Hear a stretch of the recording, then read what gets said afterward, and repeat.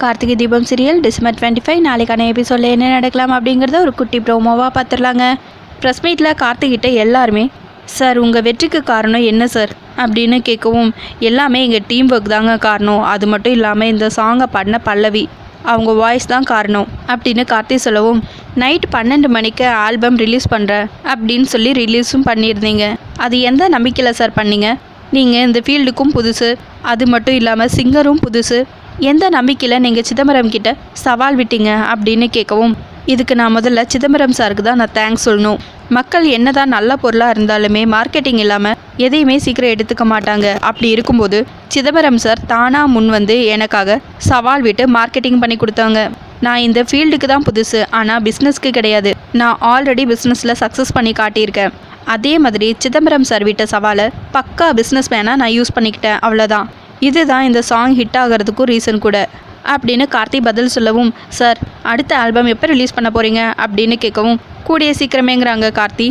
இங்கே நடக்கிற ப்ரெஸ் மீட்டை ஃபுல்லாக சிதம்பரம் மொபைலில் பார்த்துட்டு பயங்கரமாக டென்ஷன் ஆகுறாங்க. அதுக்கப்புறம், டேய் அந்த வாய்ஸு பல்லவி இது இல்லடா, உன் பொண்டாட்டி இது, அது கூட தெரியாமல் இப்படி பேசிகிட்டு இருக்க.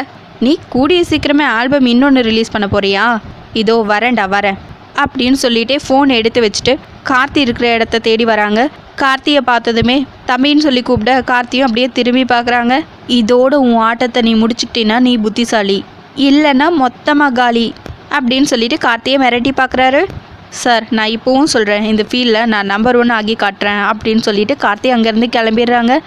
டேய் உனக்கு கெட்ட நேரம் ஆரம்பிச்சிருச்சுடா அப்படின்னு சிதம்பரம் யோசிச்சுட்ருக்காங்க.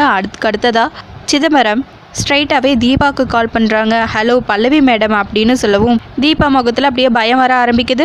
அதோட ப்ரோமோவையும் முடிச்சிருக்காங்க. கார்த்தி சவாலில் ஜெயிச்சிட்டாருங்கிற விஷயத்த தாங்க முடியாத சிதம்பரம் இதுக்கு மேலே இனி தீபாவுக்கு நெருக்கடி கொடுப்பாரு போல. அதுக்கு முன்னாடியே தீபா பேசாமல் கார்த்திகிட்ட உண்மையை சொல்லிட்டா எப்படியும் இந்த விஷயம் வீட்டில் இருக்கிற எல்லாருக்கும் தெரியும் போது கார்த்தி அந்த சிச்சுவேஷனை ஹேண்டில் பண்ணிப்பார். அது மட்டும் இல்லாமல் மீனாட்சியாவது கார்த்திகிட்ட இந்த விஷயத்த சொல்லி தீபா தான் பல்லவிங்கிற விஷயம் உங்களுக்கு தெரியுங்கிற மாதிரி யாருக்கிட்டையும் காட்டிக்காதீங்க தம்பி, அவள் சூழ்நிலை காரணமாக தான் இப்படி இருக்கா, நீங்களும் அவள் நிலைமையை புரிஞ்சுக்கிட்டு தீபாவை ஏற்றுக்கோங்க தம்பி அப்படின்னு மீனாட்சி தீபாவுக்கு சப்போர்ட்டிவாகவும் கார்த்திக்கும் உண்மையை தெரியப்படுத்திடணும்.